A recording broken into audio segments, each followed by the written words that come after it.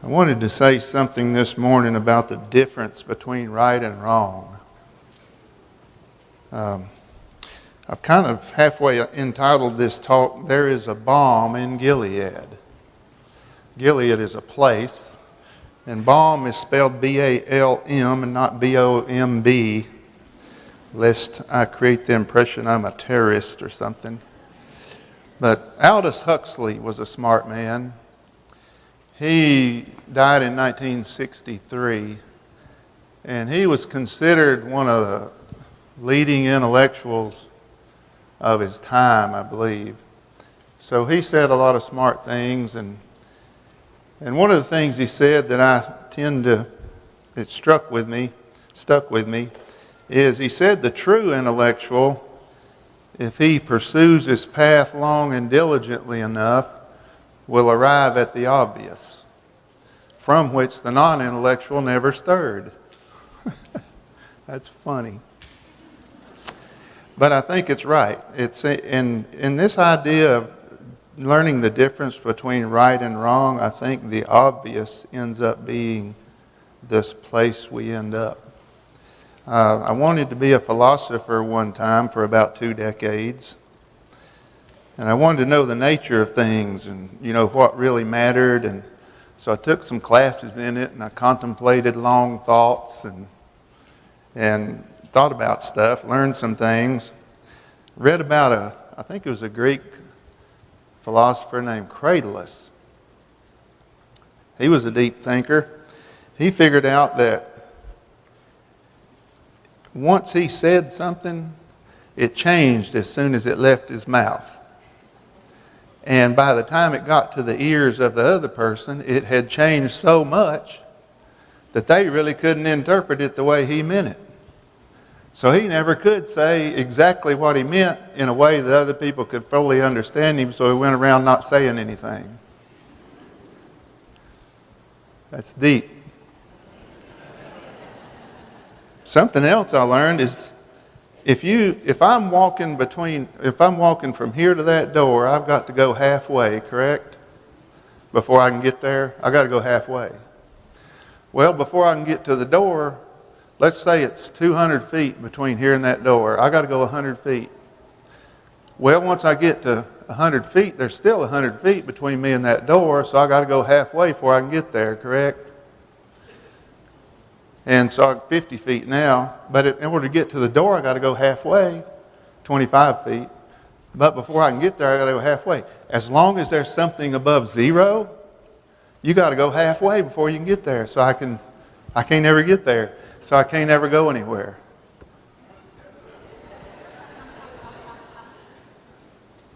This is the stuff I thought about. I read Zen and the Art of Motorcycle Maintenance one time.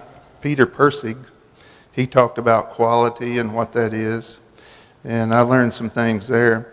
So I wanted to know the nature of things, and I wanted to know what was new, and I wanted to be able to argue and think these deep thoughts and disprove a bunch of stuff that society thought. And it made me sick in my spirit. It made me contentious, and it made me cynical, and it made me argumentative, and it made me elitist, and my wife hated it. I didn't like the fruits of it, and there was no joy there. So I set my mind to trying to figure out what's true. And I found out that some think there's no such thing as truth. So truth is closely allied with right and wrong, so it comes as no surprise that the disbelievers in truth also have a hard time telling right from wrong. So is there such a thing as truth, or is there such a thing as actual right and wrong? I think it was Nietzsche who said that you have your way, I have my way. As for the right way, it doesn't exist. So is he right? Well, who knows? Like one guy was talking to the other, said, all is false. And his buddy said, "That's true." Anyway, that's funny. So was Nietzsche right in saying that I have my way, you have your way, but as for the right way, it doesn't exist? I would contend that probably he is right, provided of one thing, that the standards of man's ethics come from himself. If the standards of our ethics come from ourselves, then he's right. You have your way, I have my way, there is no right way. Or maybe it's all right. And so, there's an old concept, but the new term for it is called moral relativism. Moral relativism. And it says that right is what I think is right. Therefore, wrong doesn't exist because what you think is right is right. What I think is right, and there's no room for wrong, so wrong doesn't exist in moral relativism. So you can't be wrong if you're always right. So there's your truth, there's my truth, but there's no the truth in moral relativism. So without an outside objective standard for right and wrong, everything's permissible. Everything is, except what we just set on ourselves. Well, I'm scared of moral relativism, partly because it's hard to say, but otherwise I'm scared of it because it produced Adolf Hitler, and it produced Joseph Stalin, and it produced Pol Pot. And when right is only what we think it is, then the guy with the biggest gun gets to say what's right. And he gets to say that for everybody. So millions die. Moral relativism is a huge tragedy. And so that can't be a very workable solution in determining what's right and wrong. Most people, I believe, think a better answer to the right and wrong question involves conscience. We seem to be born with innate knowledge about certain things that nobody needs to teach us. For instance, if I go to John and I say, "John, you're in my chair," he'll say, "No, I'm not. I'm in my chair." Well, we might disagree on whose chair. It's actually the church's chair. But John got there first, so he has a right to the chair, he thinks. Well, we might disagree whose chair it is, but we agree on one thing: it's somebody's chair. So where did we get this idea that we own stuff? Well, we might say it's that society taught us this. You know, evolving civilization taught us that ownership is a necessity, and we might think that the more primitive folks, if we could ever get to this utopian idea that there's nobody owns anything, we'd all be a lot happier. But so maybe it's a learned behavior, but wait just a minute. Try to take a toy away from a 2-year-old and see what happens. He already knows he owns stuff. So where'd he learn that? I'm thinking it came with him when he came. And in like manner, I believe that we have this sense of right and wrong within us. The Bible calls it conscience. And in Romans 2, Paul talks about that a little bit. Remember, he's saying that the Gentiles who don't have a written law have a law written on their hearts and their consciences convicting or approving them. So there is this innate something in us that lets us know the difference between right and wrong. So where did we learn it? I think maybe we came with a conscience. And some, I think, would say we evolved conscience through learning how to live together as a society. You know, the more civilized you are, the more you want to be in harmony with each other. So you learn these behaviors that say, "Oh, I'm not supposed to hurt my neighbor without cause," because it ends up with a better outcome. And so the more we learn about being civilized, the more we evolve our consciences. And there's a slight problem with that thought in my mind, and that is, if that is true, then the less civilized peoples should have a lesser defined sense of conscience. If I'm getting a little deeper maybe than I ought to.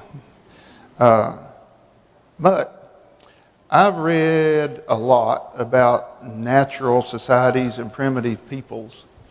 And I think my curiosity came from my mom telling me that one of my grandmothers was a Cherokee Indian. So I grew up wanting to be an Indian. And so I spent a lot of time in the woods and whatnot. But so naturally I wanted to know about the Indians and what ideas did they have. And my wife bought me a first edition, published in 1869, of a book called Life Among the Apaches, written by John C. Cremoni. And this guy has the best description that I've been able to find on how primitive, uncivilized peoples think. He was really a good observer of human nature and human values. And he had opportunity before Geronimo came along. He knew Mangus, Colorado, and Cochise and those guys, but he was a scout, and he was a surveyor, and he was a soldier. But he also wrote the first dictionary of the Apache language.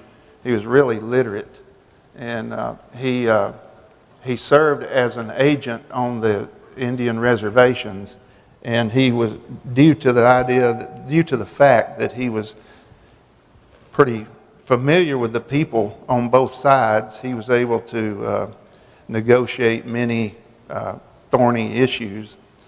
But he said that he had an opportunity to visit with an Apache who was, he thought, probably nearly 100 years old.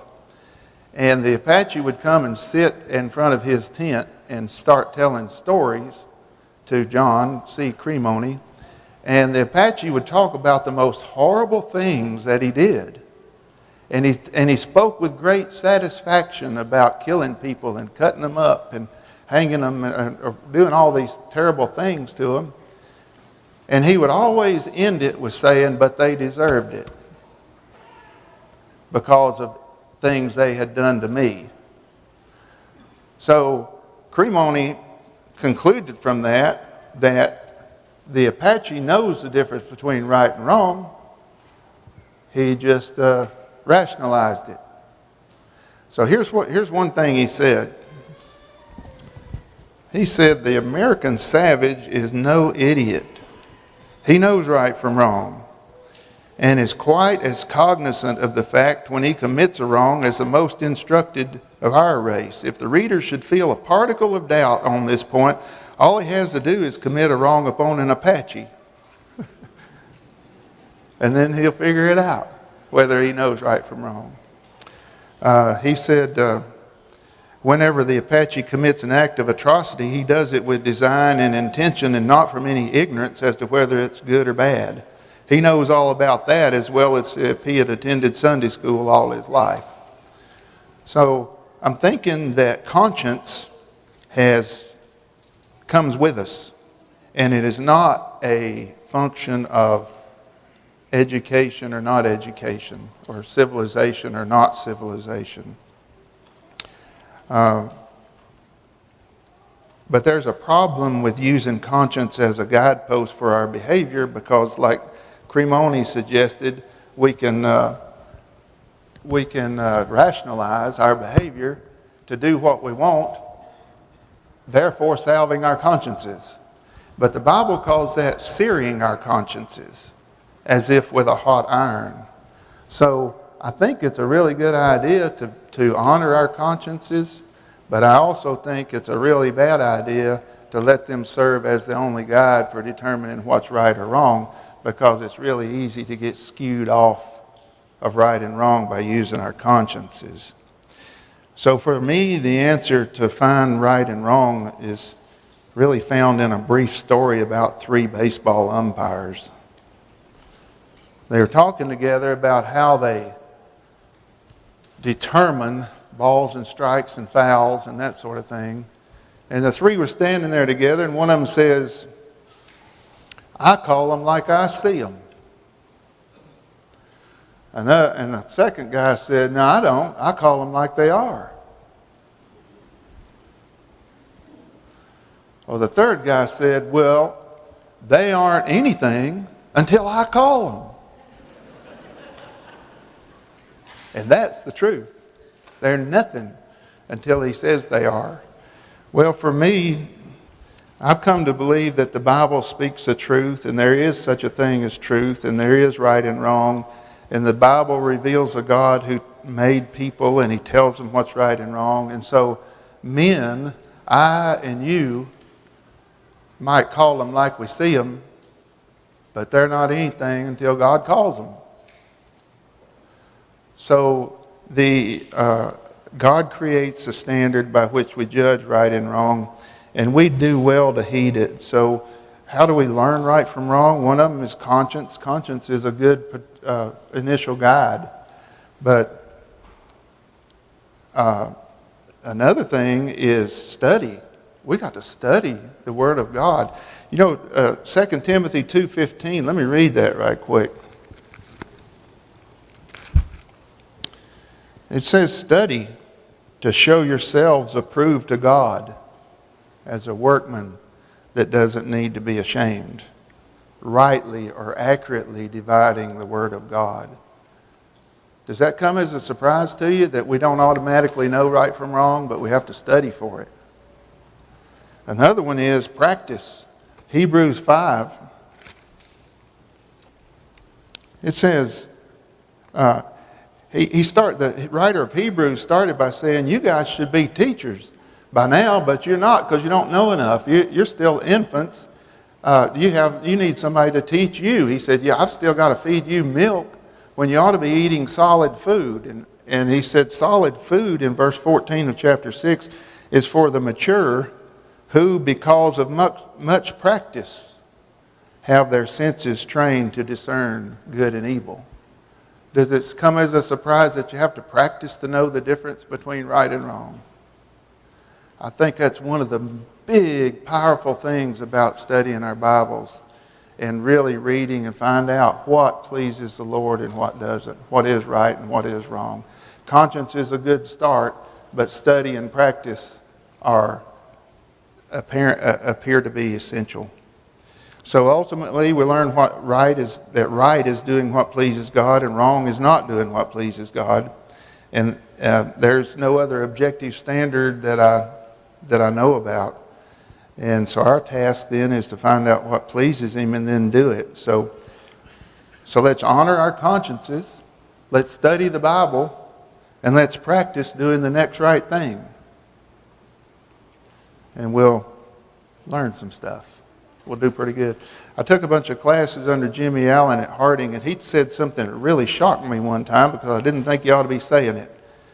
He said most of us could take what we already know the Bible says, put our Bible away and never read it again. If we'll just do what we already know, we'll do pretty well. Doing the next right thing is a really good thing in helping to develop ourselves and helping to develop godliness. So the stakes are high, guys. There are consequences of pleasing God and consequences of not pleasing Him. And one of the most vivid portrayals of it, and I'm nearly done, and thank you for listening to me. One of the most vivid portrayals of the consequences is when God was giving instructions to Moses, and it's recorded in the book of Leviticus. And in Leviticus 26, he says, if you guys follow me, if you'll submit to me, this will happen to you. If you don't, this will happen to you. So here's what he said is going to happen.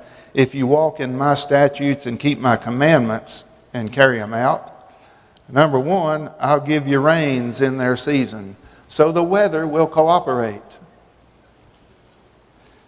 The land will yield its produce, and the trees of the field will bear their fruit, and your threshing will last for you until grape gathering, and grape gathering will last until sowing time. And thus you'll eat your food to the full and live securely in your land. So the weather will cooperate and they'll have food. And also I'll grant peace in the land, so you may lie down with no one making you tremble. So he'll make their enemies have peace with them. And I'll also eliminate harmful beasts from the land, so they won't harm you.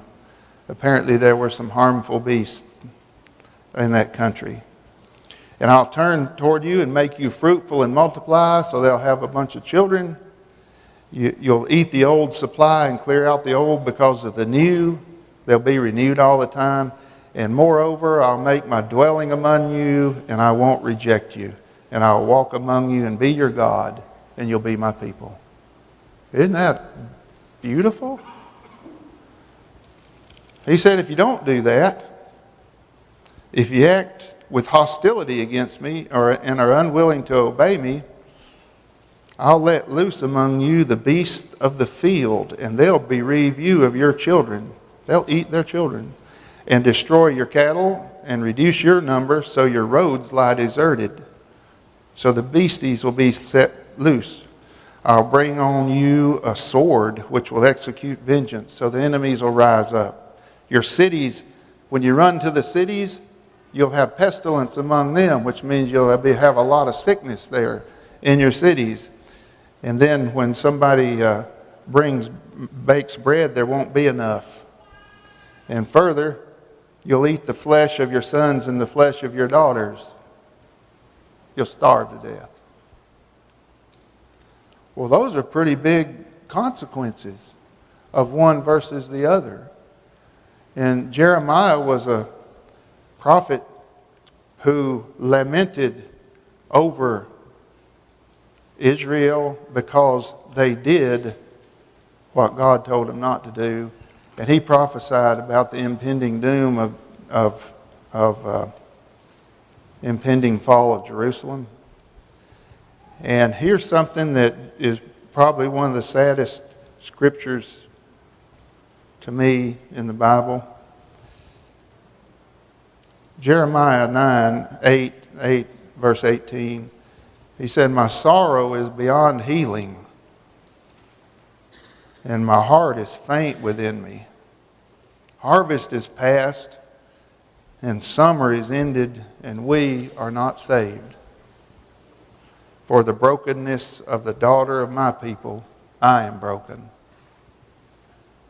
He said, I mourn, and dismay has taken hold of me. And then he raised a lament to God, and he said, is there no balm in Gilead? Is there no physician there? Why then has not the health of the daughter of my people been restored? He was deeply dismayed over the plight of his people. And he cried out, is there no salve for the wounds of my people?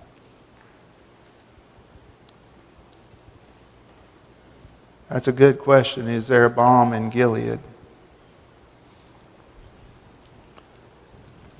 The short answer is yes. The great physician has arrived. God has not changed since the Old Testament. But we do have a physician. We do have a salve for the wounds of the people. We do have an ointment to heal the sin-sick soul. And it's Jesus the Christ who we have opportunity to have fellowship with. So let's return to the Lord and live. Let's do the next right thing. So what is your next right thing? Is it to make amends with your neighbor who you've been mad at for too long? Is it to patch up, do whatever it takes to patch up your relationships?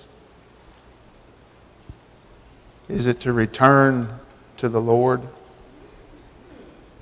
Let's do the next right thing as we stand and sing.